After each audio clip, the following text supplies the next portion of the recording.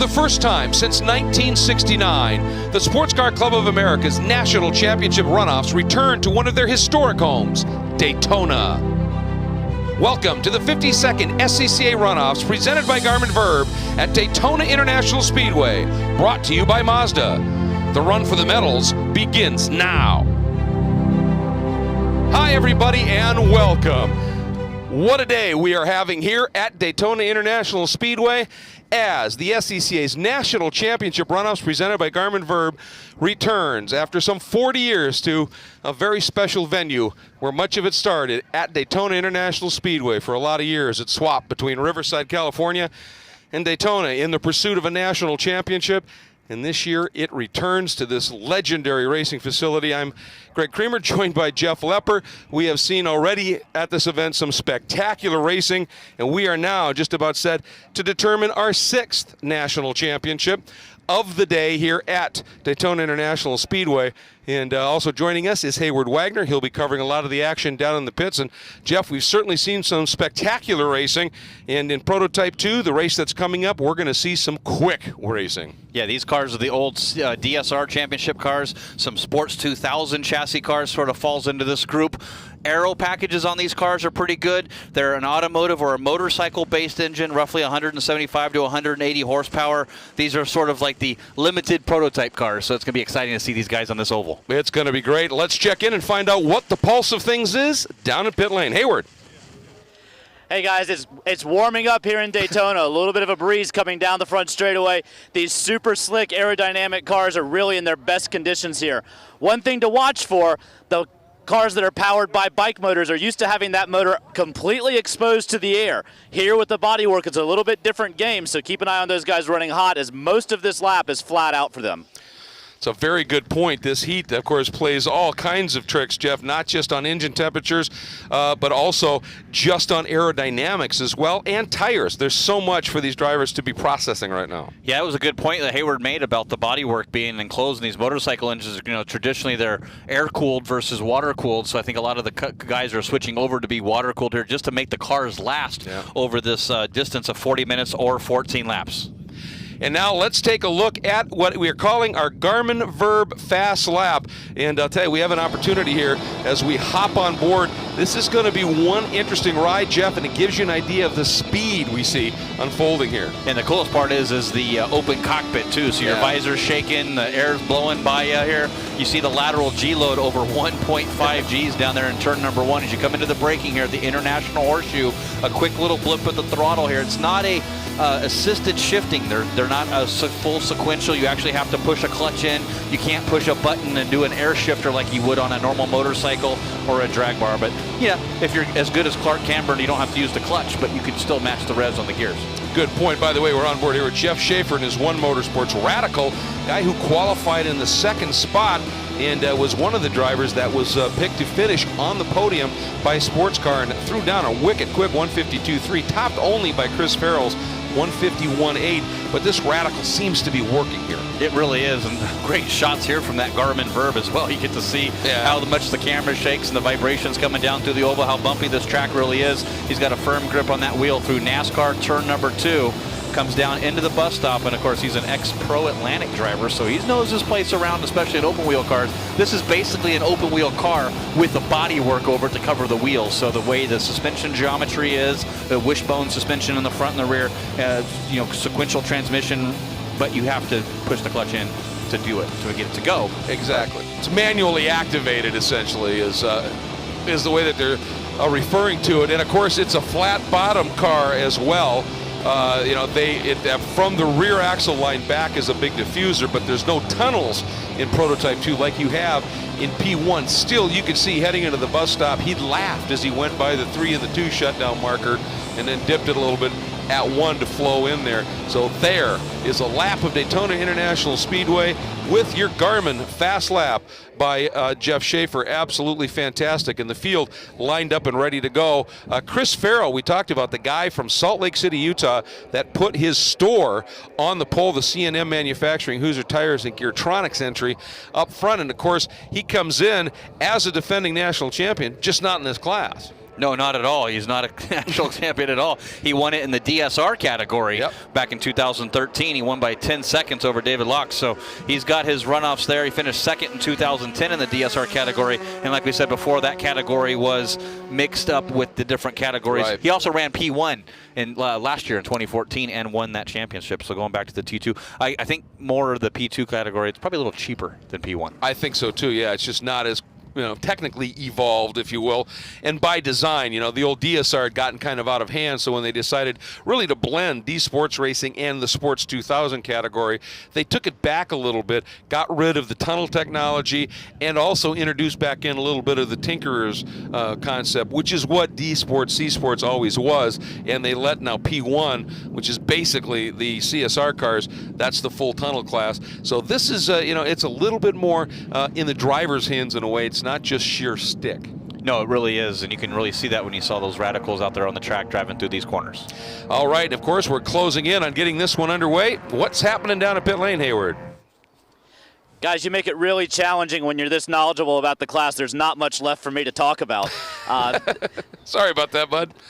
What really makes P2 interesting is the flat bottom car that you spoke of. Several manufacturers in the last couple of years, Store, Radical, etc., have come in with turnkey solutions for these classes. And what we've seen is these guys, these innovators, taking those cars and tweaking them further and further and further. So this is one of those classes that's on a constant march of evolution.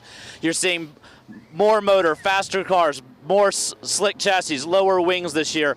You're going to see a much more competitive field than you've seen in past years with P2. I think it's going to be exactly that. I think he's right. It's going to be pretty amazing. And here's an interesting stat for you, folks. Just, taking a look at it here. We got a little bit of a hold being done here. But, Jeff, by my count, we've got a great mix here. We have 6 first-timers ever at the runoffs here. And between 2 drivers, we have a 40th start in the runoffs and a 20th start in the runoff. Dick Colburn doing his 40th start, and Michael Rupert making his 20th start. I mean, Rich, yeah, that's just amazing when you take a look at the swing of experience we have here on this grid. It really is. And a guy I'm going to be watching for is back there in 8th place, Richard Colburn. We see him a lot at our Pearly World Challenge weekends doing photographs for a lot of the teams there in PWC. So he's actually making a start here in 8th in that Sunshine Metals Duckway Suzuki. So he's a motorcycle car.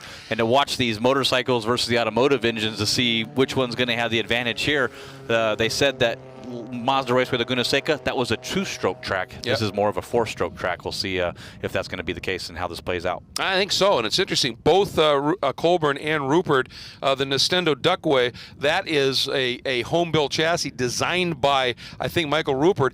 Rupert is running his own flat 4 home-built engine in that car. He's had real speed this year. Reliability has been his issue.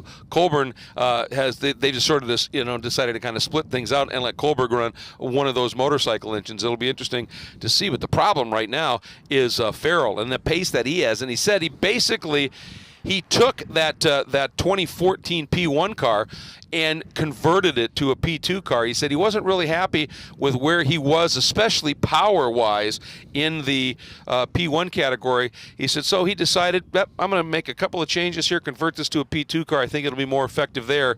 And he's on pole by about half a second.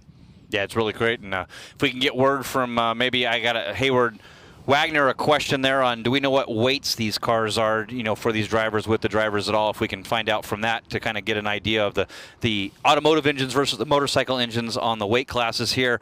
I know that we were talking a little bit earlier to Sherman Chow, and he said that, this is a car that he enjoys to run. It's a brand new chassis for him. He's been in home-built chassis since he's started racing, and he's actually got one that he says all the bolts are the same, all the nuts are the same. You grab a couple wrenches, and you don't need to go back and forth to the toolbox. So it's been easier to work on for 4 days of qualifying. So that really tells you the different layouts of the cars. When you talk about a home-built chassis, you grab whatever bolt you think can fit and make it work. Whereas when you have a Store or a Radical, the cars that are built to that purpose, it makes it a lot easier to work on. Yeah, it's a good point. You can see some of the EV crews out here just after the finish we had at the preceding race, which was I think Dorsey described it as Petty versus Pearson. It was pretty crazy, and so there's all kinds of stuff out on the course that they're working on right now. And you know what? Here's an interesting thing. It's not just the drivers that have experience here. You take a look. Sherry Dowling, who from 1983 to 2005 was a motorcycle racer and twice won Champ Cup Series Sportsman's National Championships here, including 2 class wins at Daytona in 96 and 97. She switched over to racing in the Sports Car Club of America in 2001, started in V, and in 07 she moved to then the DSR, the D Sports Racing class. In the car she's running, it's a Beasley Lola T540. And pretty amazing story. Jim Rawson ran that car, converted it into a D Sports racer, homologated it in 1984, ran it nonstop from 84 to 06. She got a hold of the car, and the Dowling Brothers Racing Team, and now with Hoosier Tires on board that car, she has run it since 07 up to now in competition. So that car has run since 1984, and basically was an old, it was a Lola T540 Formula Ford chassis that they built up and around it. So, I mean, some great history by these cars. Yeah, like we said earlier, it's just that same open wheel chassis with a body on top of it to fill it down. So I guess we got some more word there from Hayward Wagner down there on pit lane. Yeah, what do you got, bud? Yeah, guys, just real quick, talked with some of the crews. You're looking at about 1,100-pound car with about 250 horsepower in the P2 configuration. Wow. That's fun, and you're an inch off the ground probably, you know. Yeah. Feel like you're going a million miles an hour with the wind hitting you in the helmet and the face, and around this oval here at 150 miles an hour. I think on a day like today, the open cockpit concept, though, is going to be well received by these drivers because you will get some air churn in there. You're not in an enclosed car that's building a lot of heat and turning that cockpit into a convection oven. Yeah, you don't want to be sitting there cooking as you're going through here. And speaking of cooking, like we said before, with the engines and the covers over these engine, we'll have to see if some of these cars start having overheating problems through this race. Maybe have to back out and let that engine cool off a little bit and then try to make a run back for it.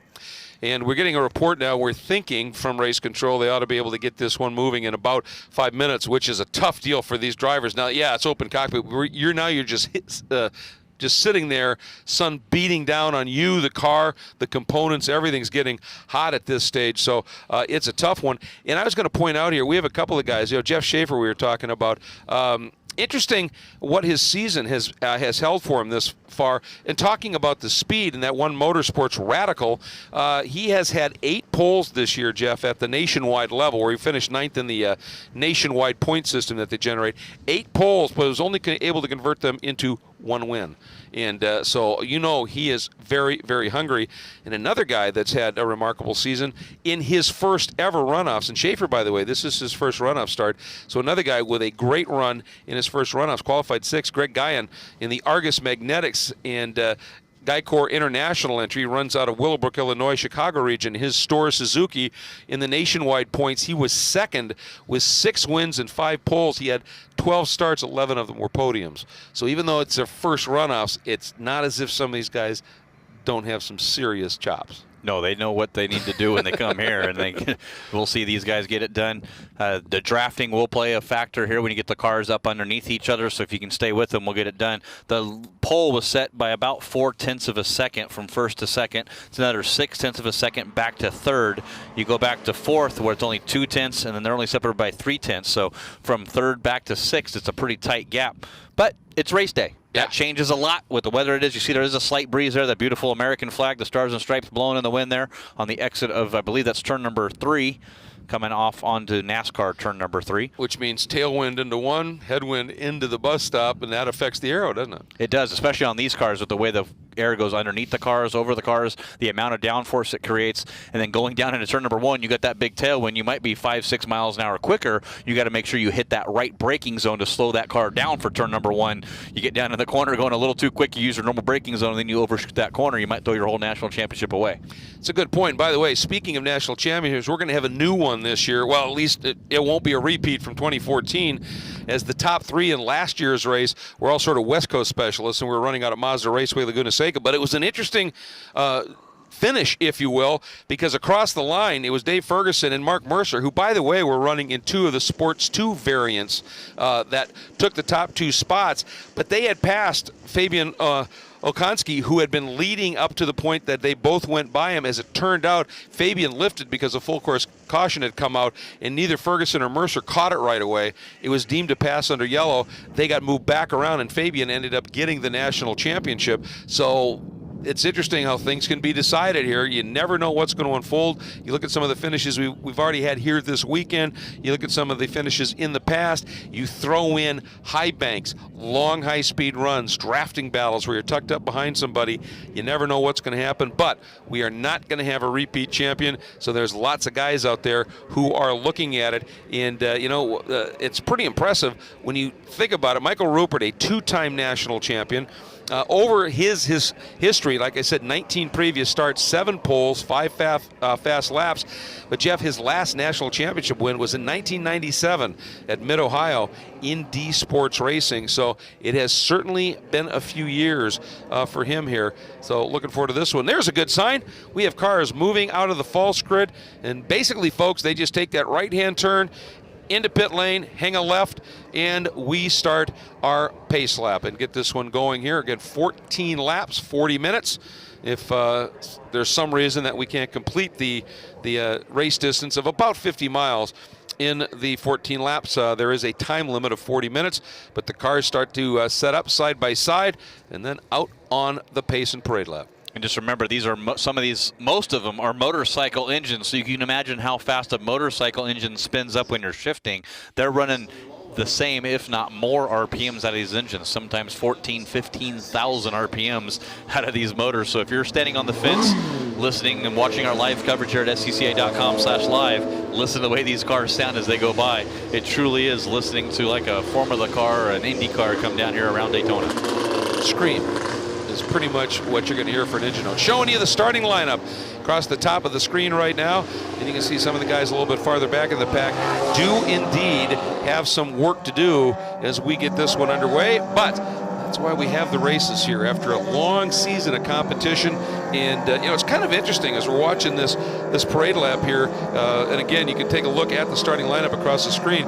You can get to the run-ups. Well, there's 3 ways when you throw in. If you're a defending national champion, you can just come and show up and run. That's one of the givens. But you can go through the U.S. Majors Tour path, which is participate in 3 separate majors weekends and notch 3 individual race finishes minimum, finish in the top 10 of your class in your conference point standings, or finish in the top 50% of your class in those nationwide standings, as we talked about. Or you can come through the old divisional path, where you have to participate in 4 Runoffs qualifier event weekends minimum, and then finish in the top 3 of your division, or in the really big classes, Spec Miata and Spec Racer Ford, finish in the top 5. There's always that little look, though, at those nationwide points. But there's a couple of different paths you can get here, but you have to earn every entry you make. Yeah, you really need to. And I took that path where I took the majors path. You got to enter at least 6 weekends or 3 weekends, 6 events. There's 2 races per weekend, and then finish 3 of them. Finishing is you got to do at least half of the races to get a finish. You can't just simply take the green flag and park it. I think the easiest way to get here, though, probably is to win that national championship. Then you just get to come. You don't have to race all year and show up. But these guys are racers. They come out here for the love of it. They save up their vacation time. They camp out. I know guys that are not racing till Sunday, that they got the family off doing Disney World here, going to the beach, and people that race today are going to do that over the weekend. It truly is a family sport, something to be involved in. Go to SCCA.com. You can volunteer, coursework, or timing. It's the community. That's how we all got started. It's all family. You see that infield there? The hotels here, they take a hit during this event because everybody's out here camping, having a good time. Yeah, exactly. And by the way, always on Richard Colburn's car somewhere. It looked like it was just up behind the driver on the cowl there. Thanks, SCCA workers. This is also a national championship showcase event, not just for the drivers and the teams, but for all the volunteers and members and workers. And Mr. Colburn always makes sure that he thanks them as they come by. Nice thing, that, no question. Now that is a look at the exit of Speedway 2 down what they call the super stretch here into the bus stop. And then we will be going racing on this one. Again, just a slight delay, but we're about ready to determine another national championship, the 6th on this day here at the 2015 SCCA Runoffs, presented by Garmin Verb, and our coverage today is brought to you by Mazda. So big thanks to Mazda. As that's a look here. That's the speed shot coming to the entrance of the bus stop. That's a great shot too. I really like that. There's that radical there in Second place, the number 28, Jeff Schaefer, be the one to watch over the number 58, Chris Farrell. Can he keep up there? And there's that low rear wing on the back of that. Good idea. You can't really see it much on Farrell's car, but you can really notice it a lot on Michael Crow's car, how low that rear wing is. They are limited on their wing space and the size of the end plates in the P2 category. P1, do what you want. The first S2000 car, you got to go all the way back to 14th with Bruce Gurney driving his car. So really kind of at a disadvantage here, I believe, in the S2000 cars. Yeah, I think at this track, you're absolutely right, just due to the aerodynamics. So we are in Speedway 4 and looking at the tri-oval. Boy, field pairing up absolutely beautiful here, and done a nice job of just sitting through that delay and getting ready. The pace car now onto the tri-oval section of the track. It will make the move down into pit lane, and then it is in Chris Farrell's hands to maintain the pace of that pace car until the green flag flies. And I love the fact that when they created this class, they went back to a flat bottom concept, except for the diffuser, because the radicals in that type of car had pretty much been just obsoleted out of it, and now they're back, and they were a great program. Green flag flies, we are racing. P2, prototype 2 is underway. Boy, Farrell just timed that to perfection, Jeff. He sure did, and Schaefer went way down to the inside. Yeah. Looks like he was just snoozing there at the line, trying to see if he can make a move down into turn number 1. Not going to make it pass. So, but look at this. He's going to try and square up underneath it. He got the power down extremely well. Not quite enough. Had to slot back in. But for a moment there, it looked like he may have got the drive out of that turn. Yeah, I think the Radical weighs a little bit more. I think the DSR type car is 900 pounds. Radicals are at 1,300. Which means they just plant the weight just a little bit more, obviously, and be able to get the drive out of it. Now, for the first time, through that high-speed kink on the infield, heading into the west hairpin, or the west horseshoe, depending upon which way you want to look at it. 122 miles an hour down through that kink. These cars, whereas you just use the downforce, really got to trust it when you turn into it. It's going to stick down on that track and come down here in on back up to the oval. And these little low flat bottom cars, they really want to be gentle getting up on the oval. It's such a harsh transition for these low bottom cars. Yeah, you want that shallow angle approach to it. You don't want to just bang up onto the banking. They are, as you said, low, and they are, as you said, a little bit fragile in terms of the technology here. Now we just get to see the outright speed runs at this point.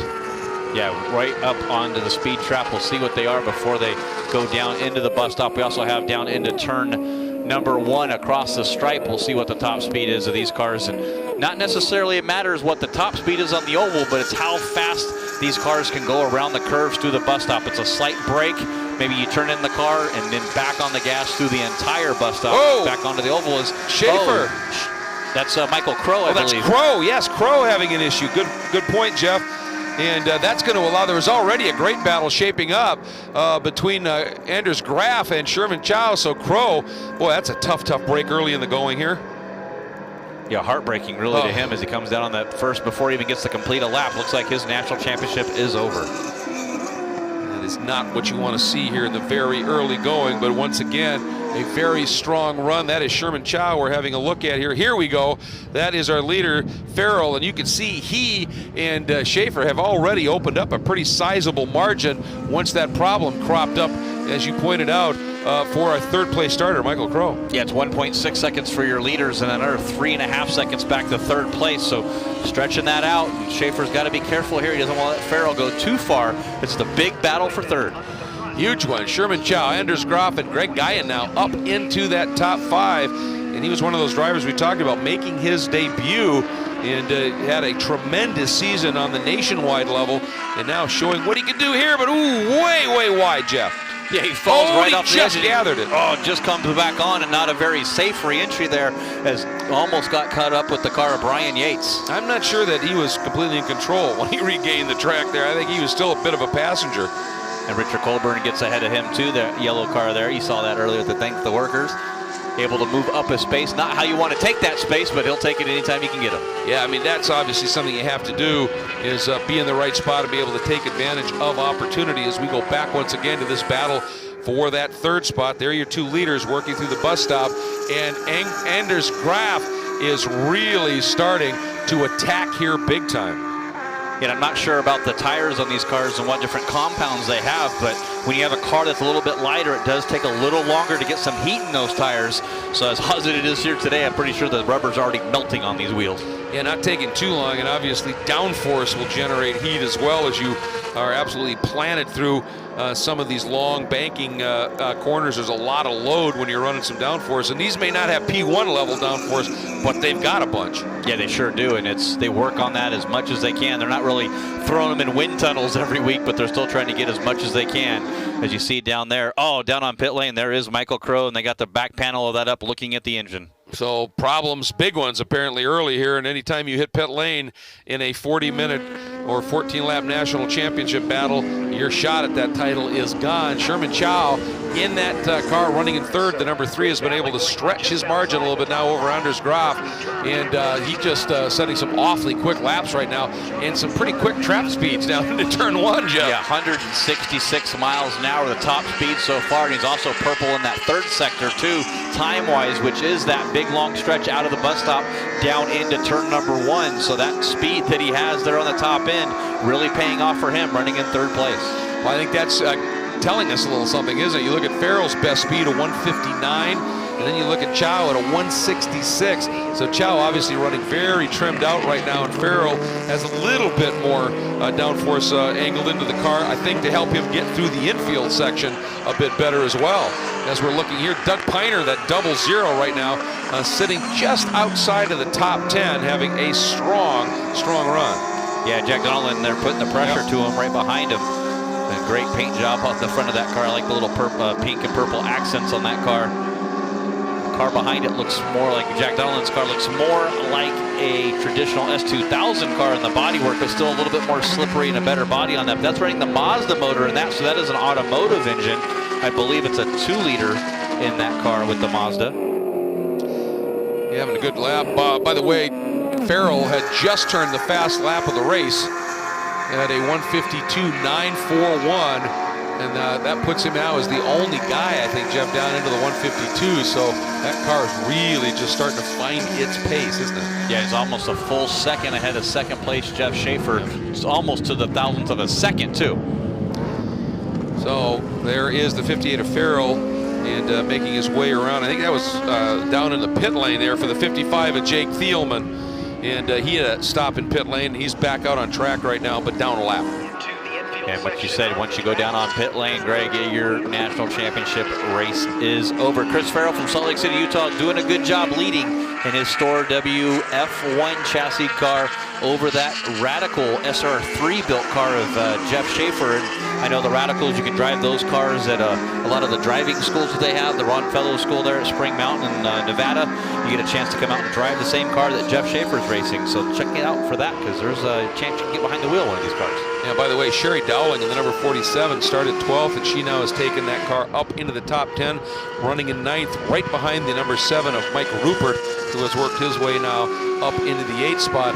But everybody chasing Farrell, and that margin just continues to blossom a little bit now as he really hits his stride in terms of speed. The margin 2.5 seconds. But the good news for Schaefer, he's got the next guy coming after him is Sherman Chow, who at this point is about 7 seconds farther back in the run order right now. So Schaefer doesn't have to worry about anybody in his mirrors. He can just try and figure out a way to find speed to go after Farrell here.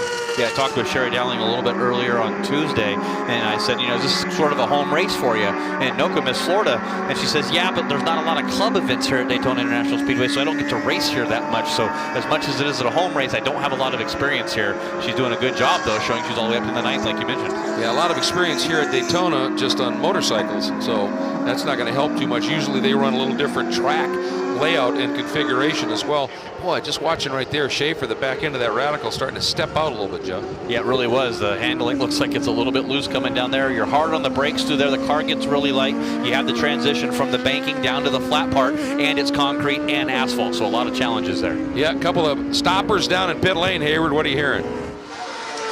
Yeah, guys, I was just speaking with the crew for the Michael Crow car. They had an issue with their header coming apart from the engine itself, did some damage. They've parked it behind the pit wall. Another note, I was just on top of the 500 Club building, and was told that 11 of the 17 cars in this field have the same engine builder. So a tremendous amount of parity on power, where you're seeing the differences in the chassis selections and the aero packages here for Daytona. That's a very good point. You know, when you go to those motorcycle engines, obviously there are some shops that do a large amount of the prep, not just for this category of racing and road racing, but on the motorcycle racing level as well. Yeah, it's one of those you could bring in that other industry. Now, you don't have to just rely on the automotive industry. You can go to some of the top motorcycle builders in the country and say, hey, can you do me a motor for this way? You might change a little bit on the gearings and on how you do the reliability for these longer runs in the heavier cars versus a 300 or 400 pound motorcycle with a big fat guy like on me. You're talking about like a 600 pound motorcycle, but still, you really need to build those motors right. With 11 of 17 engines in this by the same motor builder, that's a good business, I think, to be in. I think it makes, you know, perfect sense. Obviously, you've got people that already have kind of perfected it. I mean, you know, Hayabusa obviously is a huge name as well, and go with the people that have already proven the technology. You just have to fit it into the car program, and they seem to have done that very comfortably. So to me, it's you know, particularly gratifying to see the Radical out there. You know, obviously that is a chassis that, as we had talked about, really had fallen on a little bit of tough times in terms of SCCA club racing. They had their own Radical series that were extremely popular, and as you said, a lot of driving schools use it because it's a car that's a pleasure to drive. But now to be able to see it come back now, it looks like Sherman Chow may have fallen off just a little bit in terms of outright pace here, and we've got a good battle. Is that Anders Graf and Greg Guyan have closed that margin up a bit, Jeff? Yeah, Anders was about almost a second quicker than Sherman that last lap, and Greg Guyan was about 0.3 of a second quicker, so they're slowly starting to catch him. But Anders Graf had a problem there on the exit of number 2, and let's see if Guyan can make a move there, and he shuts the door down through the kink. And you've got to be careful. You can't tuck up behind the guy with the arrow here. You have to have arrow on that front splitter, and then the way the air goes back to the rear diffusers, there goes Guyan down to the inside. Yeah, 55 is Thielman, a car that had been in the pit lane for just a little bit. No, I went with you the first time too. So that definitely hurt now for Anders Graf, because that cost him a lot in terms of time, Jeff. Yeah, it sure did. Actually, looking at our timing screen, there's a way bigger gap back to Guyan, so I apologize. 6 seconds behind there as they run on the track, but Anders Graf solidly in that 4th position, but he is lapping about a second quicker than Sherman Chow, so you can see the gap on your screen there to see if he can catch up. Yeah, now that there's no traffic that they're going to be running up on for at least a little bit here, we'll see what he might be able to do to close that margin up here as they dive down into the bus stop and coming after him. We're not supposed to have tunnels on these cars, but he's got some big openings in the front nose of that car, and the way that goes down probably for brake cooling. All right, well, let's check back in with Hayward. Hey guys, we just saw the 44 car, Brian Yates, pulled to the apron right past the start-finish line, lost an engine. One of our drivers competing for a top 5 finish here at the Runoffs is taking it out of the race. That is a tough break indeed. It qualified the 7th spot there in his West chassis, running one of those 1000cc Kawasaki's, and his day is now done. As we're keeping an eye once again here on this battle, there is Anders Graf, and that's 0-3. Yeah, that last time by there, he was about 0.2 of a second slower than Sherman, so possibly his Sherman Chow's crew told him, hey, by the way, that guy's coming, you need to pick it up a little bit, and it looks like he's answered the call. Yeah, finding some speed, certainly, but I think Anders, that was maybe part of being hung up a little bit behind that 55, the lap car, Thielman too, and because now that he's got some free range here, like, that margin looks to be coming down relatively quickly, Jeff, especially here in the infield. Yeah, the way you see it on your screen, it looks a lot closer than it shows on the timing charts. And you got Bruce Gurney up into the top 10, just made the pass for that 10th position from Honolulu, Hawaii. It's got to be one of the longest distances to come to a race. Has Colorado region as his home with the Aspen Park Veterinary. Yeah, if you're coming from Honolulu, you need help making that tow. Yeah, I would think so, yeah. Like a you leave a month ago, maybe? Yeah, exactly. I don't know, you could probably air freight the car over, who knows? Boy, Farrell just sets the fast lap of the race again, Jeff, at a 1:52.625 on that last lap by. He is just getting quicker and quicker as this race unfolds. And watching here, that black 03 of Anders Graf, that is the Lindstrand Motorsports. Prince is the chassis, and he is definitely making some serious inroads right now on Sherman Chow in that Lee Racing Hoosier and Hawk Performance store. Yeah, going down in the braking zone at turn number 2 there, he was about 2 car lengths away, and now he's about 4 car lengths away as he comes onto NASCAR turn 3 and 4 in the banking here into the tri-oval as they exit turn number 4. not a big hole in the air that these cars open up, so there's really hard to catch a draft like you would see with a sedan type car that would make a bigger hole in the air and you can really suck up. Here, if you're going to get behind somebody, you're going to earn it, but then when you get down in the infield part, you can't stay right there because you need the air on that front splitter. But look at him close down in the braking zone. Yeah, I mean, I'm starting to wonder if Sherman Chow might not be having some problems with specifically braking, Jeff. Had just a big braking moment there for Anders Graf. Got back on the gas. The car got a little bit of sideways there. Anders Graf definitely pushing it here. Wow, watch that thing just starting to slide and drift sideways as he is really starting to push the limits, but he's doing it with speed. And looking at those openings that you were talking about, Jeff, you can have openings above the splitter that duct air into tunnels. However, you can have them that duct air into cooling components. And I think that may be where the radiator inlets are in that car, because it is not, one of these high downforce conversions like a West or a Store, is it? No, it's not. You see that it's got that carbon fiber body on it. However, that's a tube frame chassis. It's based off of the Formula Continental class or Formula Ford, Formula F class that you'll see. That's a tube frame versus the monocoque or a carbon fiber chassis. So you see the tunnels there. You've got to have all that aero for that you normally would have opening. You need to duct that air to cool the radiators and cool the brakes. So getting the big whistle now out of Speedway 2 down the super stretch here. And let's see what happens. He shows the nose, but he was way too far back. But I think now he's just really wanting to try and rattle Sherman Chow here as he has now caught them, essentially, Jeff. So our battle for our final podium spot and our final medal is on. Yeah, just past halfway, but Sherman Chow has the top end speed, 166 miles an hour. Last time by his best was 167, and Anders Graf only lapping at 162 miles an hour. So if Anders is going to make a pass, he's going to have to do it down in the infield. All right, as we come up now and just past halfway here at our 2015 SCCA National Championship Runoffs, presented by Garmin Verb and brought to you by Mazda, we're going to step away for just a moment and we'll be right back to Daytona International Speedway. The 2015 SCCA National Championship Runoffs, presented by Garmin Verb, is being brought to you by Mazda. Mazda, driving matters. 16 wide eyes. Driver's license took 2 tries. Bought a Roadster secondhand. Playing parties with the band. Loaded up, off to state. Hijinks, tailgates, starter, midsize, family cruising. Now in the garage, something new reminds you of when you were you. It's time to face facts. You're a gearhead. You wish the freeway on-ramp was your personal racetrack. Well, buckle up, buddy, because the Sports Car Club of America wants you. With 40,000 members and events across the country, the SCCA has all the excitement you can handle. Dance the blacktop two-step with SCCA Solo. Get down and dirty with SCCA Rallycross. Or go wheel-to-wheel with SCCA Club Racing. Hit the track with the SCCA, where America's best drivers race. We are back at Daytona International Speedway. Jeff Lepper alongside. I am Greg Creamer, and we are in the second half of our P2 Prototype 2 National Championship battle at the 2015 SCCA National Championship Runoffs, presented by Garmin Verb. And our coverage of this 52nd running is being brought to you by Mazda. And the battle is on. Up front, it is still Chris Farrell leading Jeff Schaefer. About 2.5 seconds. It's been fairly static for the last few laps, because as Farrell turns a quick time, Schaefer is really finding some speed.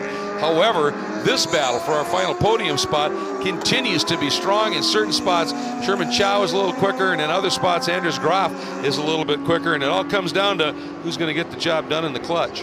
Yeah, I got to think that in this closing stages here where that's going to be, but you see as Anders Graf gets back to the gas on the exit of turn number 1, that car is not happy. So he needs to really work on his exit speed, and especially here in the infield where that car has the advantage. It clearly does, obviously. You can see it. He really is strong in the infield. Then he gets up in the banking, and Sherman Chow is able to just ease away a little bit. And the other issue is when you see those cars moving around, I mean, we're talking about it being generally hot here, but as you're flat sliding like that, that's heating the surface up of the tires, and they are going to lose some efficiency, aren't they? Yeah, they really are, and it's going to be more of a a longevity period. We're going to want some tires here at the end of this track. As hot as it is here today, we're sitting at 84 degrees with about a 95% humidity here. So it may seem like 85, but it's really about 95 to 100 degrees. And then you're inside these cars. Yeah, you got the wind blowing and doing all that, but you got that engine sitting right behind you that's generating heat. So it's not an easy task for these drivers. You'll see these cars as even open cockpit when we get the helmet off and interview our eventual winner. It'll be sweating and there'll be sweat pouring off of them. Their face will be red because it's a workout. Yeah, and Sherman is a little bit, I think, extra motivated here because he had a little issue last year at Mazda Raceway. Ended up 11th outside of the top 10. As we have a look here at our race leader, Chris Farrell, who again now has been able to just stay at that nice comfortable margin, about 2.5 seconds clear of everybody. This year Sherman ended up second in the points in the Southeastern Division. He was actually the champion in the P2 category in the Southeastern Division, and awfully quick and effective. And he was also the 2013 SARC D-Sports Racing champion, and that's been interesting. But on that last lap, Jeff Schaefer found some speed. He took about 0.6 off of that margin that Farrell had built up. Yeah, he's been doing that here the last couple of laps. Drops that gap down to 1.9. It was 3.1 seconds. So we talk about those tires and wearing them out. Did Farrell push a little too hard at the beginning? And now Jeff Schaefer just buying his time. Going to start rolling them in here with 4 laps to go. Yeah, I think that's the interesting question here. Is it a case now where Farrell had that margin and is just easing back a little bit to make sure he doesn't overcook anything, or has he in fact done that?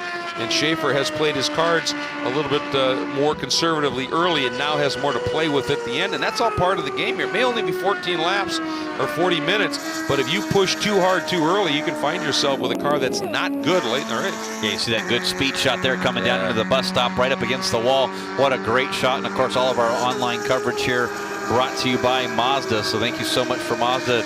Looking forward to that night spec Miata race a little bit later as well. A lot of action here at the SCCA National Championship Runoffs. As you get on the oval, it looks like Schaefer has the speed advantage. Looking at the speed traps, 162 miles an hour versus 159 miles an hour for Chris Farrell.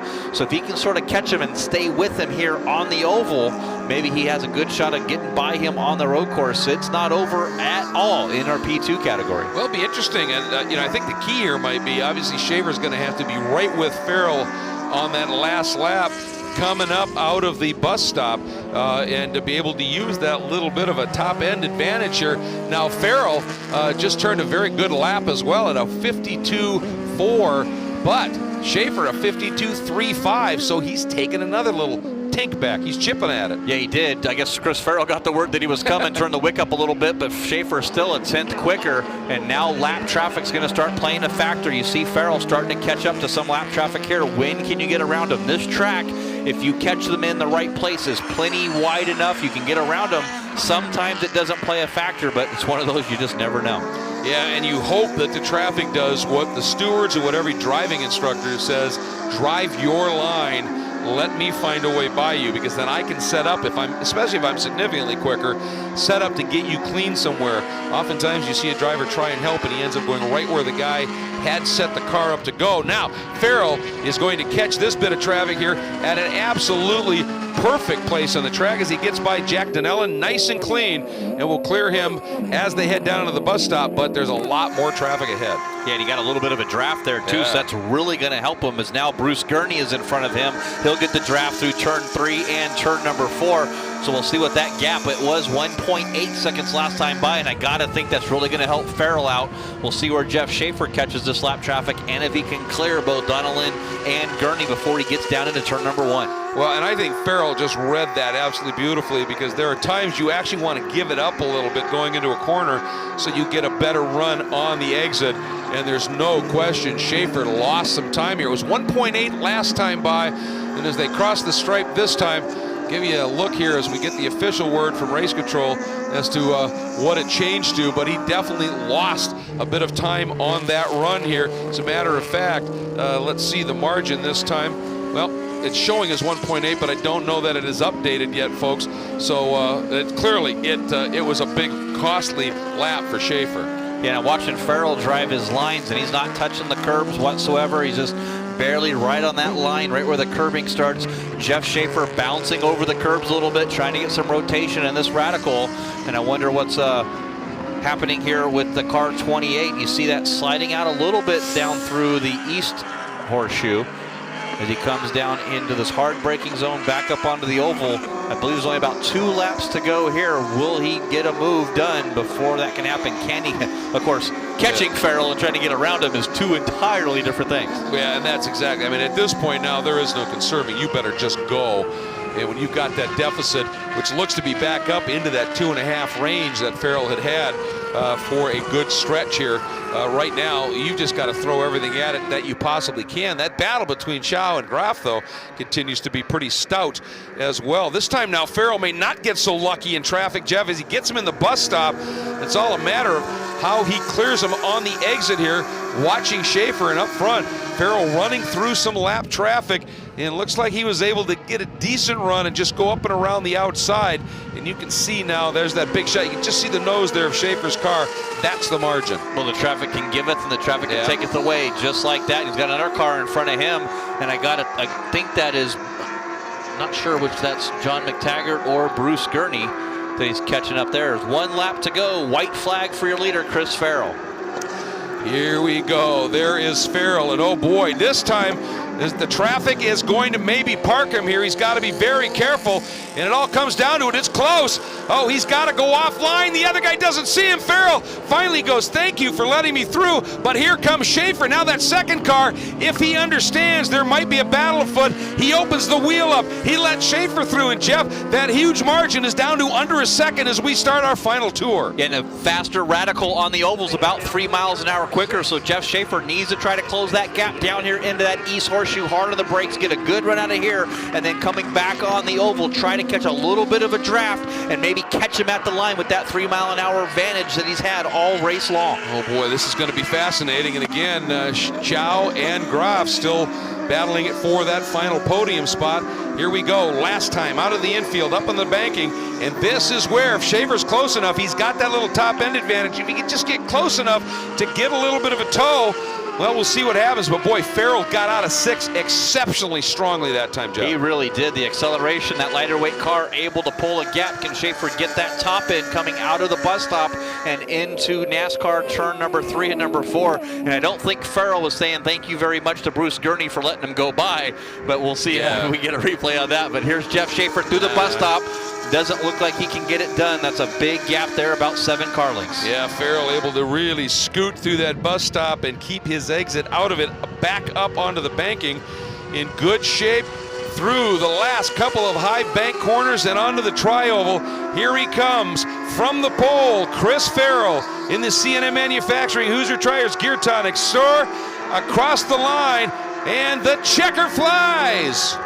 Yeah, Chris Farrell, your winner. Jeff Schaefer going to be second. Man. It was a half second between Sherman Chow and Anders Graf. Not sure who's going to get that win. It looks like it's going to be Sherman Chow across the stripe for 3rd place. Well, let's see if we can pick those 2 up that are battling for that final podium spot here, as these 2 have taken the checkered flag. And taking a look at it, here we go. Here comes Sherman, and looks as though he is going to be able to hang on. He had opened that margin up just a little bit, Jeff. And we'll see if that was, in fact, what he was able to do. It was a good run, and boy, a great battle, no question, between those guys. And there are our top 2 with Chris Farrell and Jeff Schaefer. Jeff, I'm sure he's a little bit frustrated because he had some speed. He got hung up by traffic, and then when Farrell got held up by traffic, it wasn't quite as extreme. Yeah, something happened with Graf there at the end. Was well off of Sherman Chow, so not sure what happened there the last lap with Anders Graf. Was still able to get that 4th place, but there is your 2015 P2 champion, led flag to flag, Chris Farrell. Good job in that number 58 store. Waving to those course workers, all the volunteers here. Give my shout out once again to sponsoraflagger.com. Go there now, make your donation. They give gift cards to all these volunteers out here. Had a great dinner with the Worker of the Year awards. Give those out to all the different specialties that they give. So it was a great dinner, and all that proceeds of Sponsor of Flagger goes to those course workers. How about this? Up into 6, Richard Colburn, as we were talking about. Into 7th, Sherry Dowling in that car that is older than an 84, but converted to DSR in 84, brings it home in 7th, and Michael Rupert in the car of his own design and an engine of his own design and build, who has struggled with some reliability issues, but brings it home for a finish here. He'll be very happy with that in his 40th start in SCCA's National Championship Runoffs presented by Garmin Verb. But today it belongs to this guy, the number 58 of Chris Farrell. From pole, he just showed the pace, he showed the maturity, working traffic, and he showed some serious racecraft as well as he comes home and earns the national championship in P2. But I love the fact that we saw this mix of machinery out here on the track once again. The tunnel cars converted into flat bottom diffuser cars, the Radical, which is sort of just a spec chassis in a way. It's just basically a turnkey machine. And the Prince, that's a one-off make. I mean, all these great cars. I love to see that back in SCCA a little bit, and all of them competitive. Yeah, they're doing a great job, SCCA is, by having the parity of these cars to be able to come compete like this so that not one has an advantage over the other. And that's the idea, is to have on any given track and any given race weekend that every car would in theory have a chance to win, and you don't have one that's got more power or less power, more downforce, less downforce, or a clear advantage. You see the crew down there celebrating as Chris Farrell coming down to get his championship win. Yeah, well earned indeed. His 3rd gold medal. Again, though, making the switch to the P2 category this year and doing a superb job here as he gets 2 in a row just in different classes here. And Farrell, I think he's going to like this moment, because whenever you switch class and then come through and put on a performance like he did here, that tells you an awful lot about his ability, certainly behind the wheel. And I mean, you take a look at what he's done over the years: 6 podiums in Runoffs competition, 4 poles, 5th one this time, and he's out of the car. That means he's with Hayward. All right, guys, we're here with Chris Farrell getting the Hoosier wrap around the neck. Chris, a flag-to-flag, nearly flawless race. How was this drive for you? It was really gratifying to have Jeff Schaefer keep me honest this weekend. It was a lot of fun, and traffic got kind of interesting a couple of times, but it was car ran great, the motor ran great, the tires, everything was perfect this weekend. What is it like to drive a car like this? 1,000 pounds, a couple of hundred horsepower on a high bank racetrack like this? The high bank is really interesting because, believe it or not, you don't even have to hold on to the wheel on the banking. Yeah, that was awesome. Thanks, man. The cars are, they're just so nimble and fast, and all the G-forces, the cars are just like riding a roller coaster the whole time. Now, you said you barely have to hold on to the wheel on the high bank. I'm not sure if I believe you. This was a little bit of work for you. Let's see that hand. Let's see that hand. This was work. Yeah, that was downshifting. That wasn't hanging on the banking. Well, big congratulations to you to a win here at the Runoffs. We're going to move back to the 2nd place finisher. You get to take your victory lap now. We're looking for Jeff Schaefer. Jeff? Here's our 2nd place finisher, Jeff Schaefer. Last couple of laps, traffic became a little bit of an issue. Were you just salivating, looking for an opportunity to run that red car down? Well, yeah, I mean, the whole time he was just out there, and I couldn't reach him, and some traffic gave me the opportunity to at least get close to him. And but more power to him. He did a great job. I mean, he drove really good, really clean. I was hoping he would make a mistake at some point, but he just drove a really good race. So he deserved the win. But I really want to thank the One Motorsports team. Great to have all the great guys on the team, and Radical, and certainly my wife for she's my main sponsor. Great variety in this class. The Radicals, the Stores, a couple of other options. Did you feel like you had an advantage or a disadvantage with your chassis choice? Well, honestly, I didn't know coming here. I mean, at a normal track, this place is a bit of an anomaly where my car seems to be a bit more competitive. If we go to other tracks, it's he's got a little bit better margin on me, but that thing ran great today. I don't have one complaint about it. So. All right, well, big congratulations to you on a 2nd place finish here. We are looking now for, right here. Guys, Sherman Chow, I believe, is our 3rd place finisher.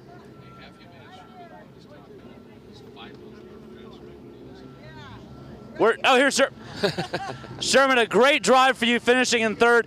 Our data shows you were about 5 miles an hour faster than everybody else in this race. What did you figure out that no one else could?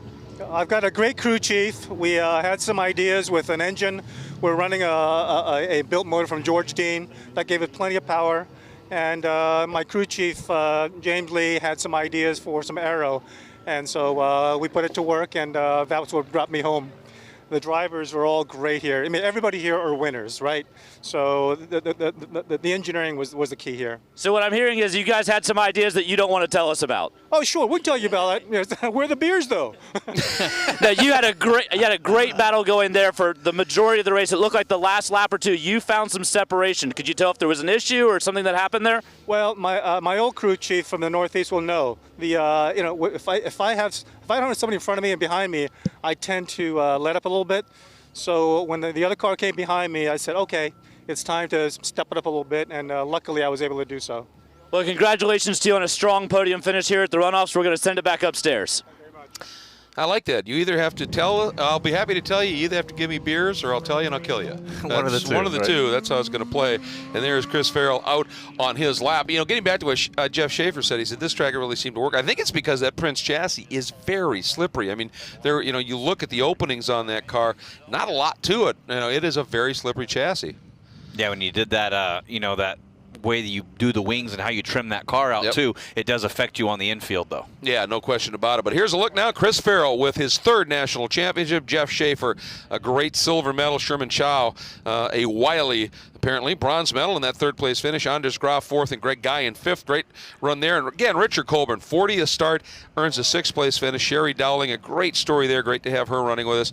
And the rest of the field. And Michael Rupert up into eighth. John McTaggart ninth. And completing your top 10, Bruce Gurney as the number 58 of Chris Farrell is just out enjoying a beautiful ride. And boy, I'll tell you what, Farrell just really had this one covered from the start. I have to wonder though, Jeff, you look at that third car there with those lime green highlights, Michael Crow, if that car had stayed together, boy, who knows? Yeah, what might have been had that happened here, and you see the off that we had back there on the East Horseshoe, and that 03 car was way loose of Anders Graf. Every time he got out of the corner through turn number 1, it seemed that car stepped out. Yeah, there were some close moments out there, certainly some close racing, and as always, some great competition here. But in the end, Chris Farrell comes by, flashes underneath the double checkers, and gets that third national championship win. And that's nice. He's looking at how bad that big blister is in his hand, and his crew guy just comes up and goes, whack, congratulations, bud. That's a sting you'll enjoy, though, no question about it. So, Jeff, thank you so much. A great run to our 6th national championship here of this 2015 SCCA National Championship Runoffs, presented by Garmin Verb and brought to you by Mazda. Thanks so much for joining us. For Hayward and for Jeff Lepper, I am Greg Creamer. We'll see you next time, folks. The 2015 SCCA National Championship Runoffs, presented by Garmin Verb, is being brought to you by Mazda. Mazda, driving matters. 16 wide eyes. Driver's license, took 2 tries, bought a Roadster secondhand. Playing parties with the band, loaded up, off to state. Hijinks, tailgates, starter, midsize, family cruising. Now in the garage, something new reminds you of when you were you. It's time to face facts. You're a gearhead. You wish the freeway on-ramp was your personal racetrack. Well, buckle up, buddy, because the Sports Car Club of America wants you. With 40,000 members and events across the country, the SCCA has all the excitement you can handle. Dance the blacktop two-step with SCCA Solo. Get down and dirty with SCCA Rallycross. Or go wheel-to-wheel with SCCA Club Racing. Hit the track with the SCCA, where America's best drivers race.